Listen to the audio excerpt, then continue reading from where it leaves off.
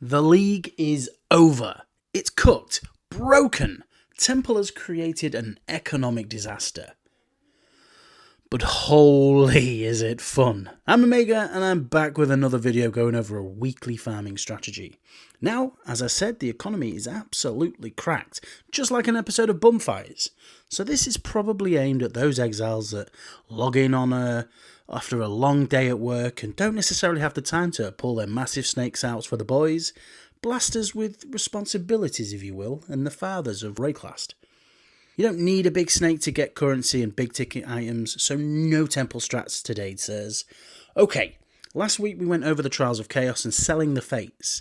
Just to note, bozos, the Fates are currently going for 17 divines each, so that is still a super hot farm. You run that and you could be making redonkulous divines an hour. Right, back to this week's strategy. What I'm going to suggest this week is to farm cleansed areas. If you don't know what cleansed areas are, make your way to the corrupted nexus, show the boss the business end of your weapon.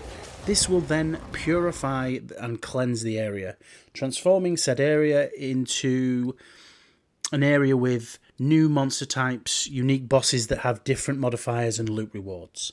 Now, what are we looking for in these cleansed areas? Well, currency would be number one, obviously. We all love a bit of currency so we can evolve our builds and buy new weapons that turn monsters into loot pinatas, right? Cleansed areas naturally drop higher tier currency, making these areas a valuable part of the game's endgame strategy. Fracturing orbs that are exclusively found in these cleansed areas will be our main farm this week, along with natty drops like divines, omens, abyssal bones and essences. Why? Well, let me show you.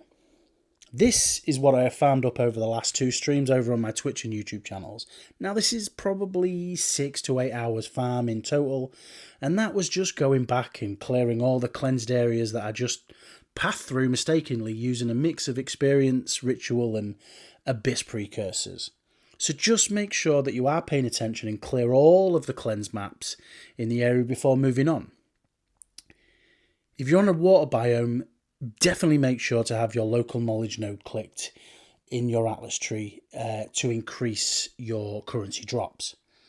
So, as you can see, I farmed up a good amount of currency and crafting items and some of this, and obviously some of this week's big ticket strat item, the Fracturing Orb. Now that is sitting at 30 divines on the market right now. Now, they can drop in the wild and cleansed areas, but if you can find a map with the Immured Fury on it, you'll be guaranteed a Fracturing Orb and 30 divines through Ange right now, so get yourself into the cleansed areas. We can squeeze even more out of these cleansed areas, and I'll touch on that in my next video. So if you want to find potentially 50 divines in a single map like I did last night on stream, hit that like button and subscribe. Shameless plug. But it genuinely helps in pushing the channel and me to keep creating content for all of the new exiles. So thank you very much for all of the support. Catch you in the next one, dorks. Bye!